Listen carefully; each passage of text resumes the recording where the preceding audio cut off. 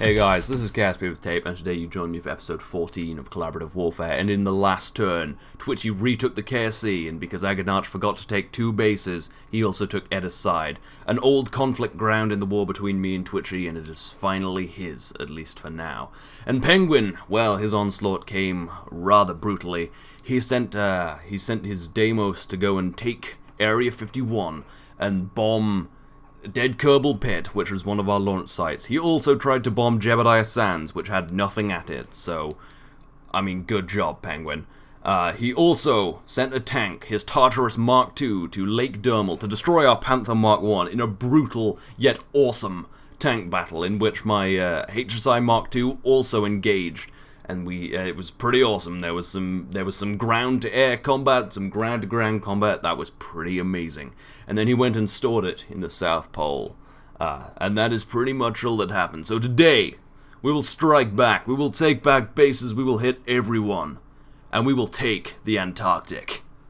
Yes, that is our mission statement today. We are going to fetch the other ice cap. It will be ours, but first, we must retake Lake Dermal. Penguin took it last episode, as I said, in a tank battle. So, because he was fighting a bit of a scout tank, a light scout last episode, I thought I would design the Panther Mark II, the heavy battle tank, which is also apparently named after a Nazi tank. I promise you, I didn't know that. These things just happened to me.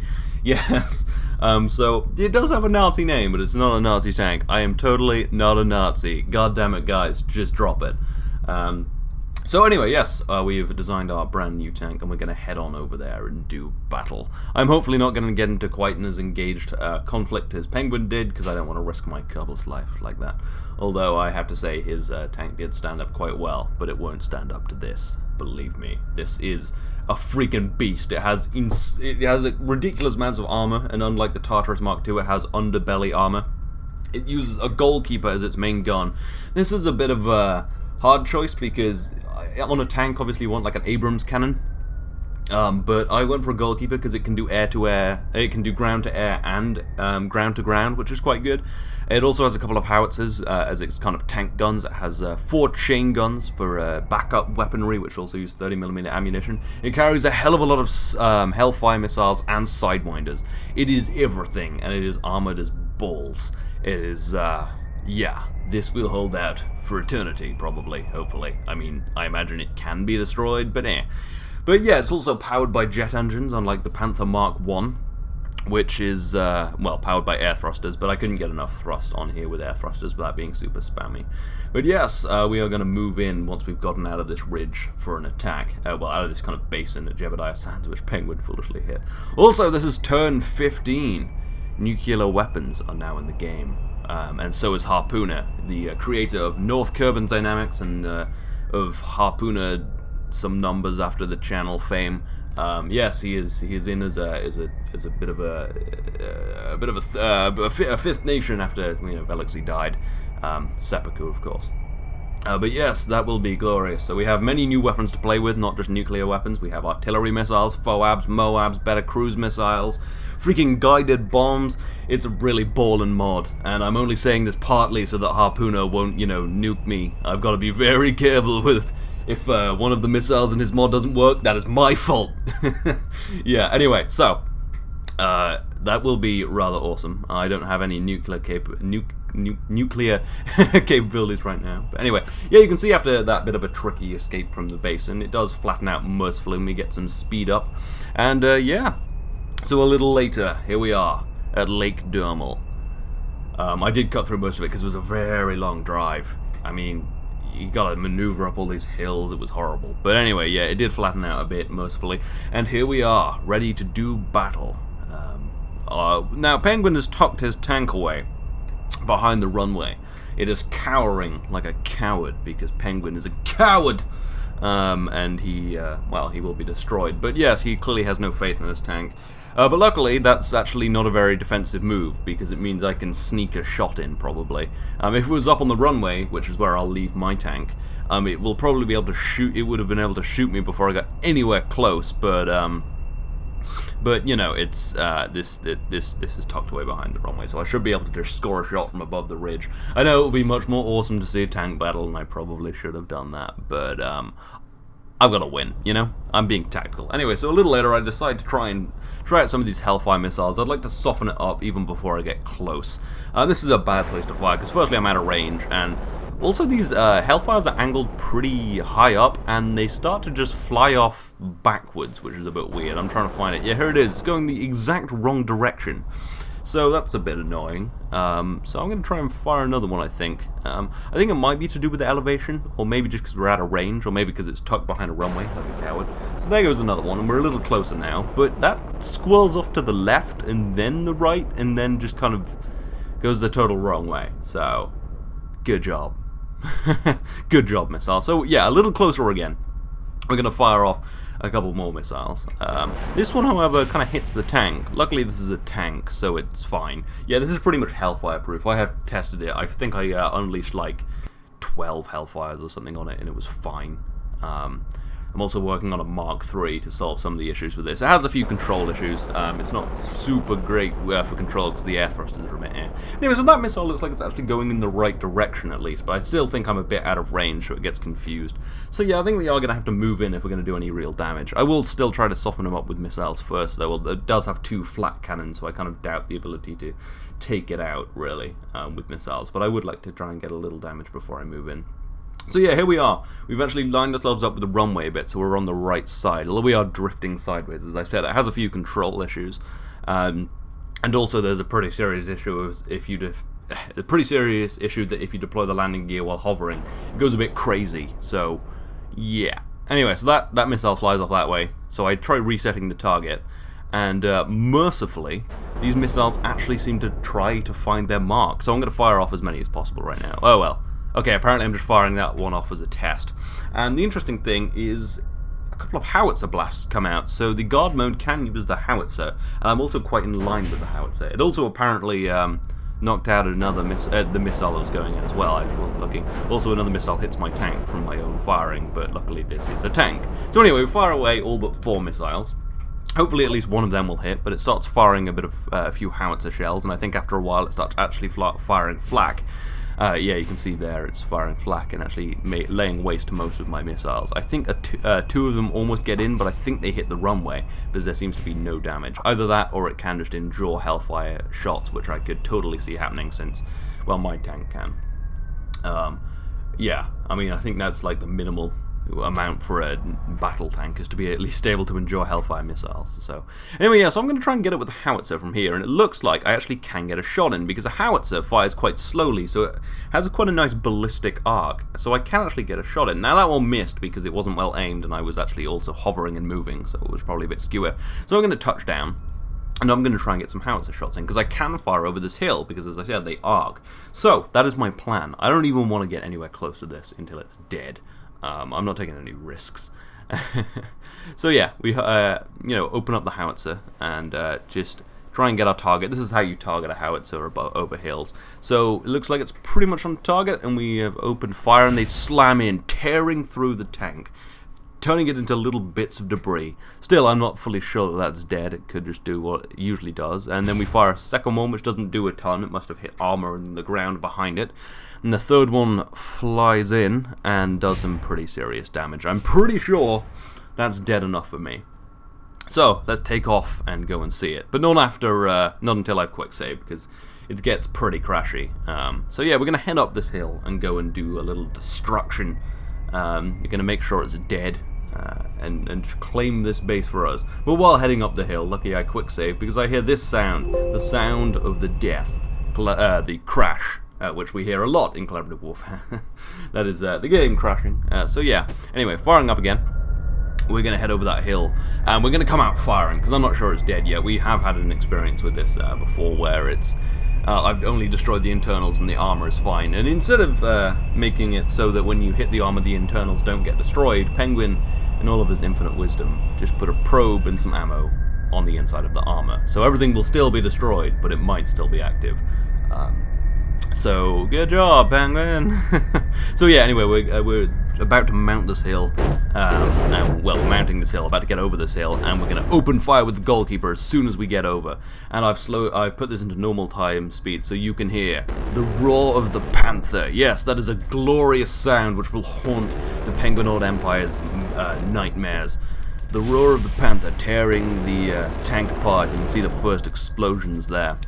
We're making sure it's dead, because there could be a gun tucked away, so when I get close, maybe it'll get a shot in at me, but we are taking no risks. We're going to fire our goalkeeper or howitzer. We are going to just tear it apart until there's nothing left. Also, Penguin didn't stop firing at my tank, so I will not stop firing at this. My tank did endure a little better. It took quite a few howitzer blasts. I think really my howitzer blast was a lucky shot, because there's no underbelly armor on the Tartarus, so I'm pretty sure that's what I got it underneath and it just tore it apart from the inside. But yeah, we'll open up the chain guns, might as well, and just keep firing with the goalkeeper until there's nothing left. I don't want there to be any chance that some gun attached to a probe on a piece of armor, which we know can happen because that happened to Penguin once against one of my turrets. Ha ha ha, that was great.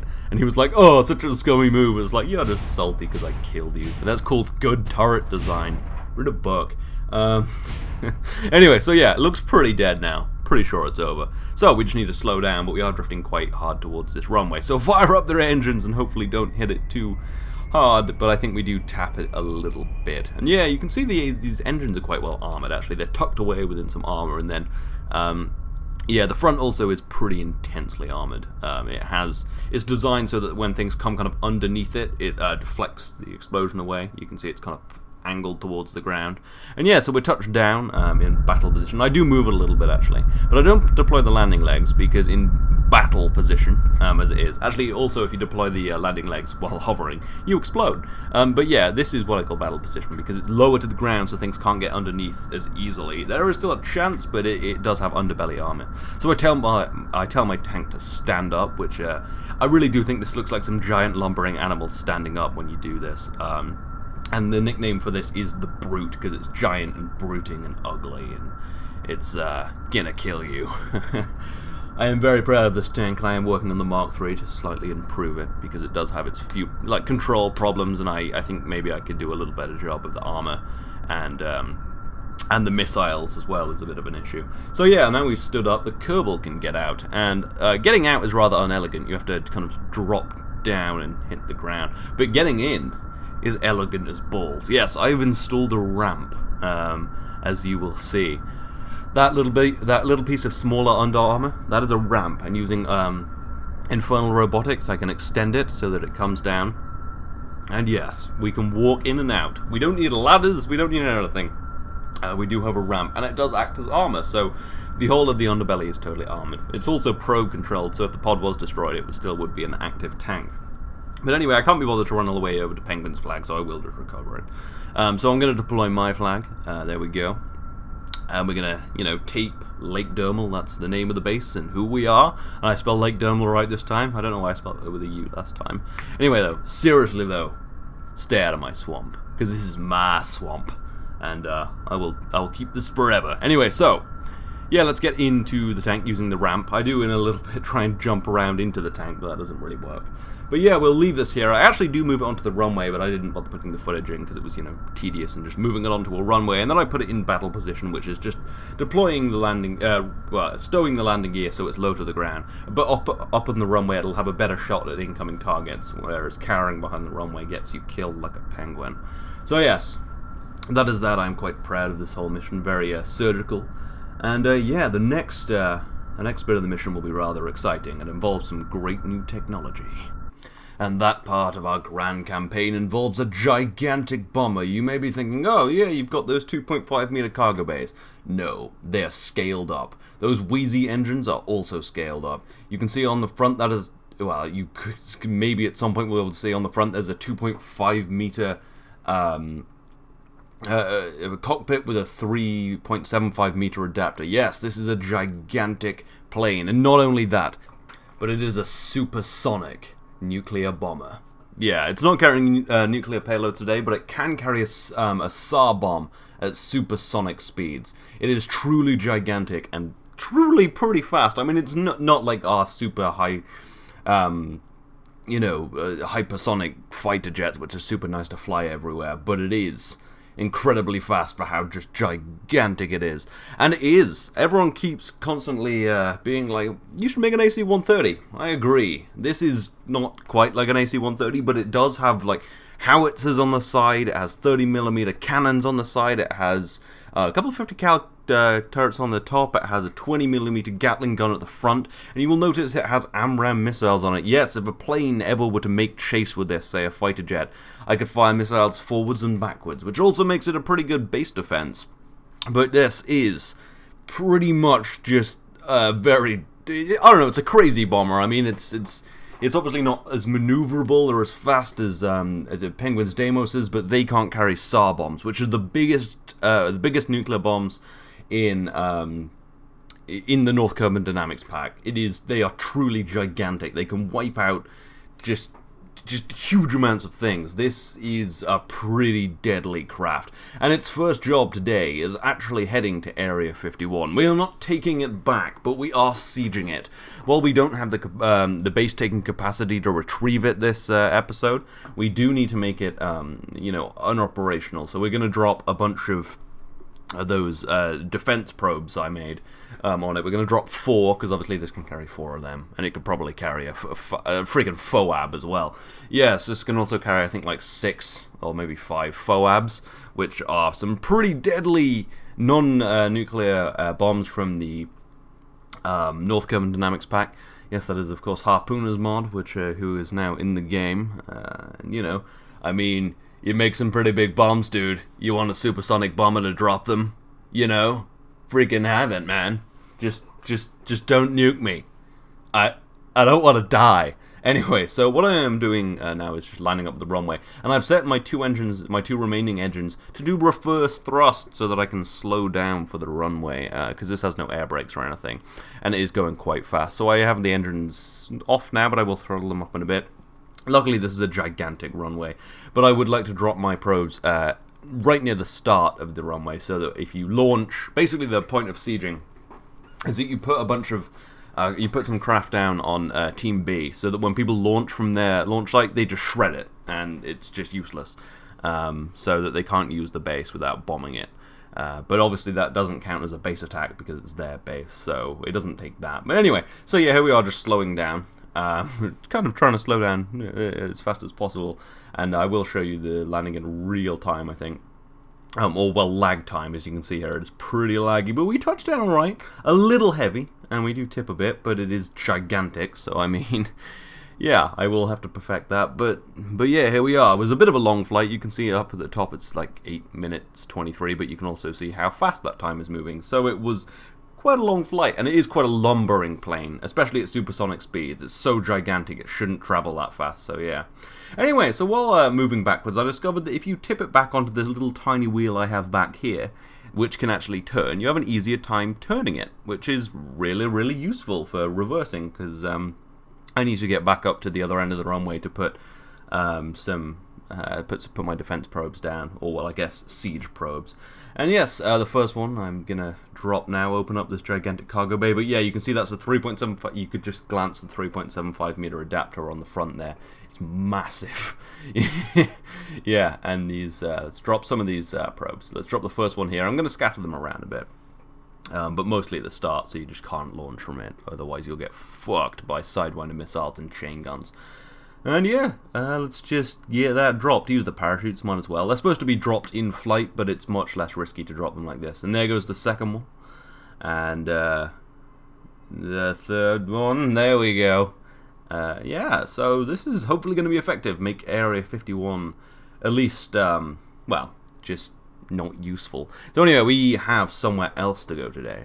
We are taking off once again for a very long flight to the South Pole. Yes, we will be taking the other ice cap. We love our ice caps in the Territorial Arctic Protection Entente, and now we will be the Territorial Arctic and Antarctic Protection Entente, which is 3A, so that's like tape! Yeah, you know? So anyway, let's get on over there. It's going to take a hell of a long time, especially with the lag, and especially given that this isn't hypersonic, it's just supersonic, but yeah, it should be fine, and especially given that it's using B9 wings, which increase lag quite a lot. But this is also a plane that won't be able to be stolen, because it has 50 caliber turrets on the top. It has, obviously, its chain guns at the front. It has a Gatling gun at the front. It has a couple of howitzers and a bunch of missiles. So it will make a reasonably good base defense. Penguin didn't think like this, actually. So he has a Deimos down in the South Pole, which is undefended. So I'm going to get myself another plane. Yeah. But you can see I'm having a bit of trouble with this, because you can see how fast it's going. It's like 360 meters per second. It's insane for something so big. So I'm having a little trouble controlling it, because your control surfaces work differently at supersonic, or at least I think they do in KSP. Anyway, so once I finally got it stable, the next problem I encountered was engines overheating. This never showed up in testing because I never flew for such a long time, but you can see after a little bit of flight they are starting to seriously overheat, and I'm thrust limiting them to try and stop them from exploding, because I need more than 2 engines, really, but I ended up limiting them to about 30 units of thrust. Anyway, here we are over the ocean, a long way into our flight. You can see it's 45 minutes, which was, believe me, a lot longer, and we get our first look at some of Penguin's land. We won't be taking this today, but well, interesting just to see it. And yeah, and this is our first shot of the South Pole ice cap. Yes, I sent Penguin a picture of this, I think. He was pretty mad. But anyway, yeah, and then just here we are coming over this. Quite a nice little bit of ice cap. We want as much as we can. We want polar bears to take back our birthright land. Whatever that is in German. Anyway, so, yeah, it was still quite a long way away, and you can see here I am, getting about 100 kilometers out. If you watch closely in front of my plane, yeah, you can see the first pink marker appeared. But here we are, coming in for our attack run. The approach is all sped up, but the actual attack will be in 1 times time accelerate. There's no live commentary, because after this amount of flight, could you imagine what that would sound like? I can, it was terrible. So here we are. I've only brought 6 Hellfire missiles, because I really didn't think I'd be doing that much combat. But luckily this is just a lad defending this, so I should only take 2. I was thinking I'd keep the others, because I might do another attack run, but obviously I ended up using the Deimos. So yeah, so here we are, just firing them off as we enter load range. Just a couple, because I know from experience that the lad is truly terrible at taking down missiles. So 2 should do it. Yeah. So we just need to get away. I'm probably going to start turning now, because at least some of those missiles will be locking onto me. I'm popping a few flares. Yeah, you can see in the BD Armory messenger we've got a missile lock, and I'm popping as many flares as possible to try and get away, and then I do something crazy. I decide to go for an inverted dive in what is effectively an AC-130. So yeah, I wasn't even using my joystick, so I had like no control over this, and the lag was pretty intense, but I could not risk, killing my Kerbals over this, because if my Kerbals die, then this is all for nothing. But yeah, it looks like we've dodged all of those missiles. We popped a hell of a lot of flares, and we did some pretty crazy maneuvers. And there goes the lad. Both missiles hit. Geez, Penguin, get your shit together. Anyway, so we need to pull out of this dive, and then go land, and then take the base, and then take the plane. Yes. So here we are. Just gonna speed up for this, because it's just a little bit of landing, and yeah, that was pretty intense. I was pretty like, oh my god. I was pretty sure I was gonna lose the plane. Naturally, I don't really know what I was thinking. Like, yeah, I'll attack with this giant plane, but apparently I have at least some skill at flying. I did an inverted dive and an AC-130, so yeah, you can see the howitzers and stuff sticking out the side there, which makes it look pretty interesting. Today, Sony Vegas seems to be playing this fun game where randomly it won't play footage for me, so I have to keep starting and stopping again. But anyway, yeah, here we are. I was going to land on the runway, but then I thought, it's a little thin, and this is a big plane, and I have an Arctic to land on. The snow's pretty flat. I just fired a quick howitzer blast, I think, from the plane there. But yeah, just come in for landing. I've got the reverse thrust on. I should be firing that up soon. But I will show you the landing at real time again, because it was rather beautiful. It was really elegant. You can see me just touching down quite slowly here, and for such a large plane, we touched down and I wasn't even sure we were down because it was so gentle. I know I just, like, did some crazy maneuvers in a giant plane, but this was the most impressive bit of this entire turn. Landing this plane. Yeah, I also quite like the tail plane on this. I like the interesting design of it. Kind of taken a bit from the Mallard, the stock plane. But yeah, this is so much more useful than my old big bomber, the Hap Mark III, because this is the Hap Mark IV Fortress. No, Hap Mark IV Titan. Didn't say its name, but the old one was the Hap Mark III Fortress. But yeah, we just shoot Penguin's flag because why bother taking it down when we can just eviscerate it?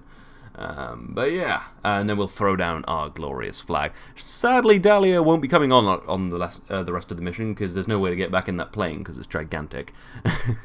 So yeah, and then just tape South Pole or whatever. I couldn't remember its name. I also spelled pole wrong, but I do correct that. And then think of something funny to say. I was going to be like, hey, Penguin, I took your South Pole. But yeah, just now I have all of the ice caps. Which of course I do, although I sense Penguin might be rather infused to take this back, since it is his homeland. He is a penguin, he much likes the snow, and currently he's fighting a war in the desert, so I imagine he wants this holiday home to come back to feel better about it. I know my polar bears do. But now we have two. Talking of having two, I have two planes now, because I'm taking Penguins. You can see how tiny his little supersonic bomber is, his little hypersonic Deimos is compared to my gigantic plane. But whatever, who cares? They're both mine now. So yeah, I'm just gonna get up on in here. These are the... I don't think these are the super big parts in B9, but I know his super big bomber, the Atlas, is much, much smaller than my one, my Hap Mark IV Titan. But yeah, we get the pilot out, gun to her head, throw her off, push her off the plane. We'll recover her or something, I don't know. We can't shoot Kerbal's point blank, unlike Twitchy, who does. He shot Pod, which had a totally unarmed Pod, which had a Kerbal in it in his last turn, at either side, so I will take that before Congress and have him executed, or something like that. But anyway, we have things to do with the Deimos now. Okay, so here we are with the Deimos, fully refueled and rearmed with my the armament of my choice, which is mostly Hellfire missiles and some air-to-air missiles for various things. And we are gonna go and assault the tip. Yes, that little peninsula across the Kerblantic from the KSC continent. It's become quite a bit of a battleground. Twitchy's been hitting it. Penguin has a few bases there, so let's go unleash hell upon it. In the cargo bay, we do have a special weapon. We're carrying a FOAB, which I've forgotten what it means, but it's basically a very big bomb.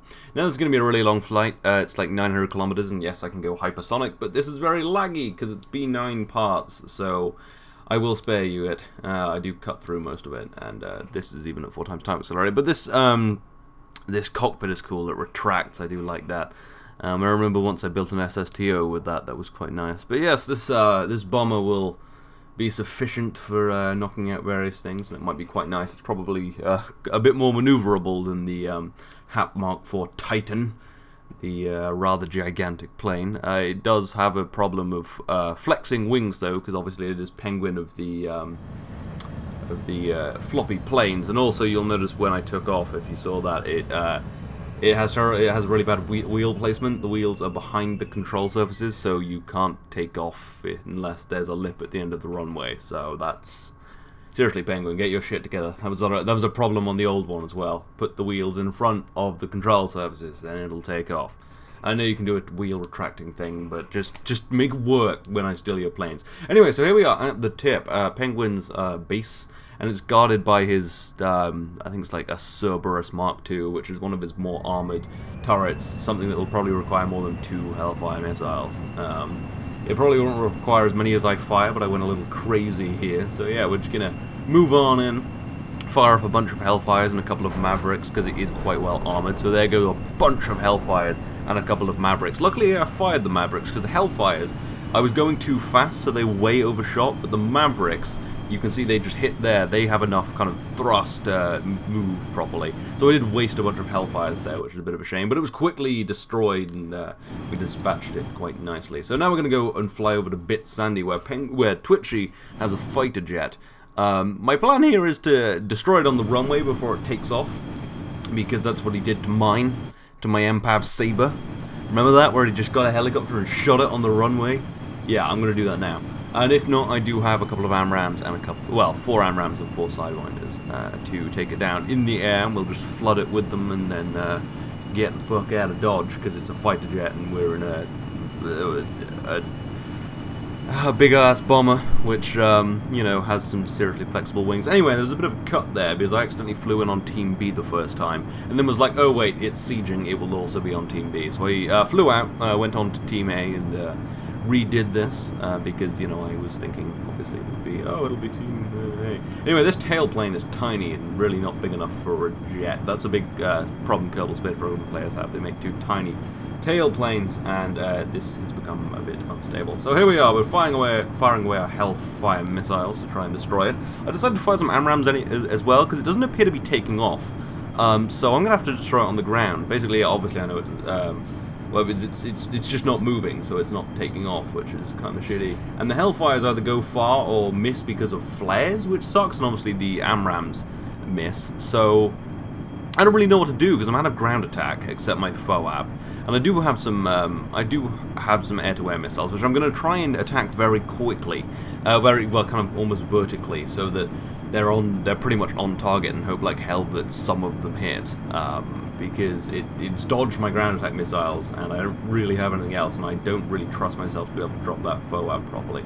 So yeah, also weird thing about this jet is it fires its missiles in twos, as you can see from all of this. But yeah, all of those miss. Maybe there's a tiny bit of damage, but I'm not sure. So, last weapon, FOAB. Penguin doesn't put guns on these, which is good, because now I can steal it. But anyway, we're going to drop that FOAB, and a bit of a guess there, because there's no targeting reticule, but I feel pretty good about it, and we can see it's actually flying pretty much on target.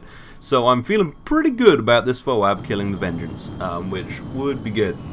However, the Vengeance does have guns, and the FOAB is quite big and slow, so it gets shot out of the air, and I am officially out of weapons. So, after a little bit of considering whether this plane would be most useful as a weapon in the future, or dashed across the runway in an attempt to kill that thing, I decide, probably foolishly, to keep it. I mean, it is a Penguin plane, so, I mean, it's not useful, but, I mean, I seriously did consider just crashing it into the runway, just because I thought, well, I kind of wanted to kill that fighter, and this is probably going to get taken back, and, you know. But anyway, I decided to put it on Lodney Isle, really far away, so at least I'll spread out their resources next episode with the South Pole and Lodney Isle and all of that. So yeah, we get it up to a good velocity, and it's a pretty long flight and very laggy. So jump cut to me being at Lodney Isle, the base where it all started between me and Penguin after he tried to spark war, and I went and struck back and took this beautiful island. And I actually also took a Deimos Mark II there, which I remember being much worse to fly than this. He has improved slightly, but his wings still flop around like crazy, and you can see the plane is flopping. But I am also at 2x time accelerate. But still, floppy plane. Get your shit together, Penguin. So anyway, we're going to go land here. It's guarded by an Agonarch carrier of sorts. I'm not entirely sure what it does, but it has guns on it, and it's massive, so Penguin can't come and get this back. I guess Twitchy can, but, you know, well, have at it, Twitchy. He'll have to fly all over here, which will be fun for him. But anyway, yes, this is obviously, yeah, there's this carrier, and we need to land. It's quite a big plane, quite a small runway, but it does have parachutes. I mean, Penguin usually just lands with parachutes and hits the nose on the ground. Obviously, we're a little nicer to our pilots. And obviously, we have far superior pilots in the Territorial Arctic Protection Entente. We can land our planes, and look how not out of fuel we are. Penguin. So yeah, here we are, just lining up with the runway.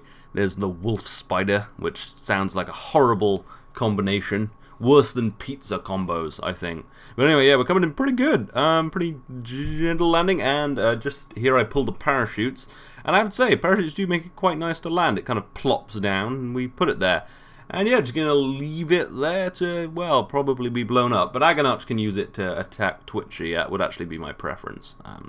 But anyway, so here we are at Dead Kerbal Pit, somewhere that Penguin hit in his last turn, with the Flak Cannon Mark IV. Yes, this is the low profile. It can't be tipped anymore. It also has far more intense armor. It has a shit ton of landing legs, and it has 12 intercept missiles. So this is pretty much, well, it's definitely the best turret I've made so far. It should be pretty much invincible. Probably.